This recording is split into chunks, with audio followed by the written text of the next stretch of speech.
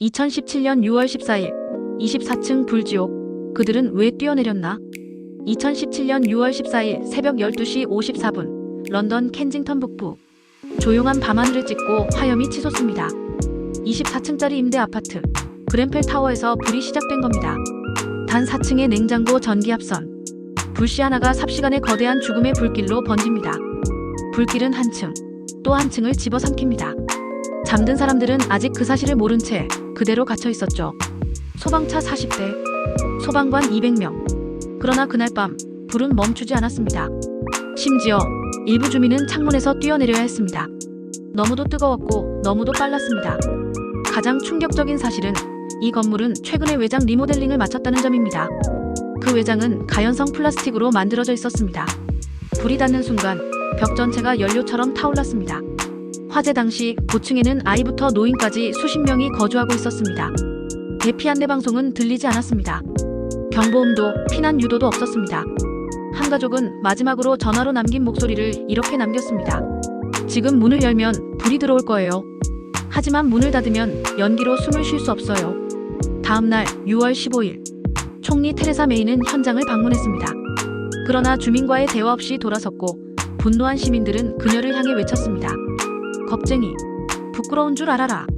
같은 날 엘리자베스 2세 여왕은 희생자들을 애도하는 성명을 발표합니다. 그리고 그 다음 날 여왕은 피해자 가족들과 직접 만나 눈을 맞춥니다. 반면 시민들은 자신들의 분노를 거리에서 외칩니다. 우리는 잊지 않는다. 정부는 책임져라. 정부가 임시거처 요구를 무시했다는 주장이 나오면서 생존자들은 직접 구청 진입을 시도합니다. 시민들은 거리를 점거하며 외칩니다. 긴축재정과 무관심이 이 참사를 불러왔다고. 이후 총리는 피해자 15명을 총리실로 불러 면담을 가집니다. 그리고 인정합니다. 처음 몇 시간 동안 정부는 필요한 도움을 주지 못했습니다. 이 비극은 단지 불의 문제가 아니었습니다.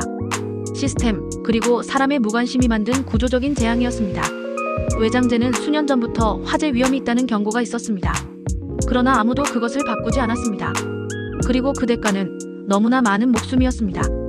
최종적으로 최소 72명이 사망하고 수많은 사람이 삶의 터전을 잃었습니다. 어떤 가족은 3명이 한 방에서 함께 숨졌고 어떤 어린이는 마지막까지 창밖을 바라보다 사라졌습니다. 이후 정부는 피해자 지원기금 5천만 파운드를 긴급 지원하고 진상조사위원회를 설치했지만 사람들은 말합니다. 이미 너무 늦었다고. 그러나 이 참사 속에서 사람들은 서로를 일으켰습니다. 이웃은 서로를 안아주었고 영국 전역의 시민들이 물품과 음식을 모아 전달했습니다. 런던 전역의 교회와 모스크, 공동체가 쉼터가 되었습니다. 그날의 비극은 사람들의 마음속에 뜨겁게 남아있습니다.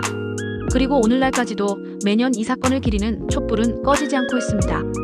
그랜펠 타워 주민들, 그날 밤 불 속에서 서로를 지킨 이름 없는 영웅들. 구독과 좋아요는 영상을 제작하는 데 큰 힘이 됩니다.